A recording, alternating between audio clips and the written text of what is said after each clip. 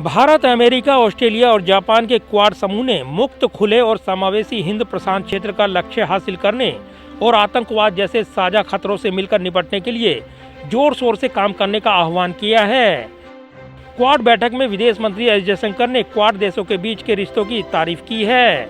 विदेश मंत्री एस जयशंकर ने कहा कि मुझे लगता है कि क्वाड ने बहुत अच्छा काम किया है क्योंकि हमारे द्विपक्षीय संबंध बहुत मजबूत रहे हैं।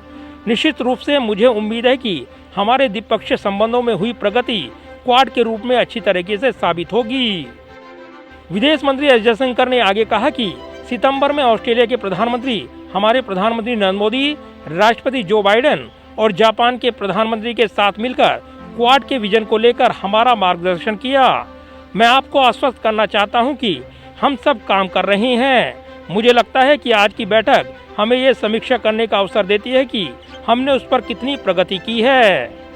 विदेश मंत्री ने कहा कि निश्चित रूप से मुझे उम्मीद है कि हमारे द्विपक्षीय संबंधों में जैसी प्रगति हुई है वैसी ही क्वाड में भी होगी।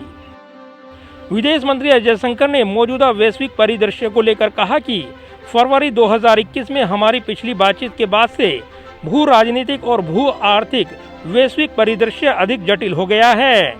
प्रमुख लोकतंत्र के रूप में हम क्षेत्रीय अखंडता और संप्रभुता, कानून के शासन, पारदर्शिता, अंतर्राष्ट्रीय समुद्रों में नेविगेशन की स्वतंत्रता और शांतिपूर्ण समाधान के लिए सम्मान के आधार पर एक नियम आधारित अंतर्राष्ट्रीय व्यवस्था को बनाए रखने की हमारी साझा दृष्टि का अनुसरण करते हैं।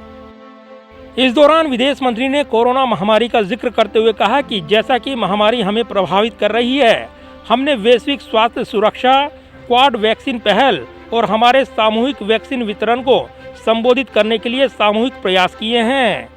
हिंद प्रशांत के देशों के लिए इन चुनौतियों का सामना करने के लिए ये बेहद महत्वपूर्ण है।